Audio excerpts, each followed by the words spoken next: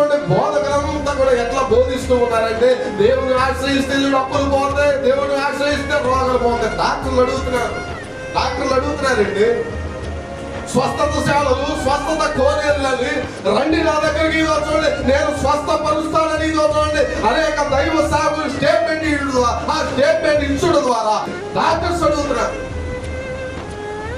ఎందుకంటే ఇదో చూడండి, ఏ పని చేసేవారు ఇదో చూడు ఆ పని చెయ్యాలి.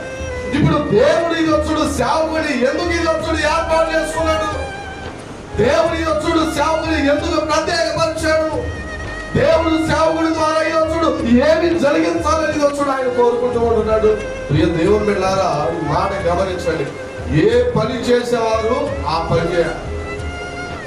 స్వస్థతలు ఉన్నాయని స్వస్థత లేదు చూడు ధ్యేయంగా చేసుకొని నీవు వాక్యాన్ని బోధించి సంఘాన్ని కడితే ఆ సంఘం ఇదో చూడు ఎత్తబడేటువంటి గుంపులో ఉండలేకపోతుంది. నీవు స్వస్థతనే ఆధారం చేసుకొని రండి ప్రభును ఆశ్రయించడం ద్వారా ఇదిగో నీ రోగములు ఇదిగో చూడు స్వస్థపరచబడతాయి, నీ వ్యాధులు కొట్టివేయబడతాయని ఇదిగో చూడు నీవు తప్పుడు స్టేట్మెంట్ ఇస్తున్నావు. చూసావా, రేపు ప్రభువుకి ఇదిగో చూడు ఏం చేయాలంటే లెక్క అప్పజెప్పాలి. ఎందుకంటే వైద్యులు ప్రశ్నలు వేస్తా ఉంటున్నారు, మేమందరము కూడా వైద్యశాలలో మూసేస్తాం. ఈరోజు చూడు సేవకులైనటువంటి మీరు ఎందరో రోగులు స్వస్థపరుస్తారన్నారు కాబట్టి ఆ రోగులందరినీ కూడా ఇదిగో తగిన ట్రీట్మెంట్ చేసి లేదా ఇదిగో మీ ద్వారా దేవుడు ఏం జరిగిస్తాడో ఆ స్వస్థతలు జరిగించండి అని ఇదిగో చూడు అనేక మంది డాక్టర్లు ఇదిగో చూడండి అడుగుతున్నారు, ప్రశ్నలు వేస్తాం. సేవకులుగా దేవుడు నిన్ను ఎందుకు ఏర్పాటు చేసుకున్నాడంటే స్వస్థతలే ధ్యేయంగా చేసి రోజుడు వాక్యాన్ని బోధిస్తామని కాదు. దేవుడు సేవకుని ఎందుకు పిలిచాడు, దేవుడు సేవకుని ఎందుకు ఎన్నుకున్నాడు, దేవుడు సేవకుని ఎందుకు ఏర్పాటు చేసుకున్నాడంటే ఇదిగో నశించిపోతున్నటువంటి ఆత్మల పంటలు నీవు కోరినట్టు ఇదిగో చూడు దేవుడు కొడవలి నీకు ఇదిగో చూడు అప్పగించాడు.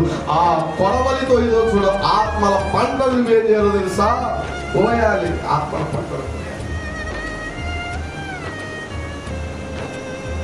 నశించిపోతున్నటువంటి ఆత్మలు ఎందరో ఇదో చూడు పాపములో మంగిపోతున్నారు, ఎందరో ఇదో చూడు కుటుంబాలు పాపం అనేటువంటి భూమిలో శాపం అనేటువంటి భూమిలో కుటుంబాలు ఇదో చూడు చిన్న భిన్నమైపోతుంటే సేవకుడిగా దేవుడు నిన్ను ఏర్పరచుకుంటే ఇదిగో నీ పనేటో తెలుసా, యేసు ప్రభు ఎందుకు ఈ లోకానికి వచ్చాడో పాపాన్ని గురించి బోధించు, రక్షణను గురించి బోధించు, మారు మనసును గురించి బోధించు, అపవిత్రతను వదిలేమని ఇదో చూడు బోధించు.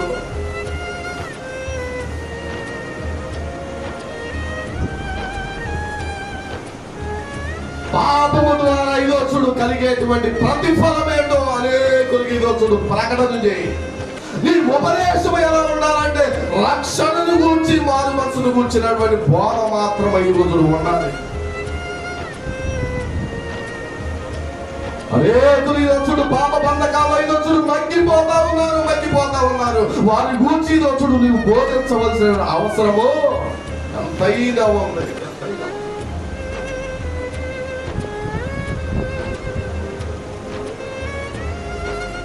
కాబట్టి దేవుని వాక్యాన్ని ఇదో చూడు తృణీకరించడం ద్వారా ఇదిగో పాపాన్ని ఇదో చూడు విడిచిపెట్టకుండా ఆ పాపములోనే మగ్గిపోవడం ద్వారా ఆ పాపం వల్ల కలిగేటువంటి ప్రతిఫలం ఏంటో ఇదిగో రక్షణ పొందకపోతే ఇదో చూడు నీవు ఎక్కడికి వెళ్తావో ఆ బోధ చేయడానికి ఇదో చూడు దేవుడు ఏం చేసి తెలుసా, నిన్ను ఎన్నుకున్నాడు స్వస్థతను ధ్యేయంగా చేయడం.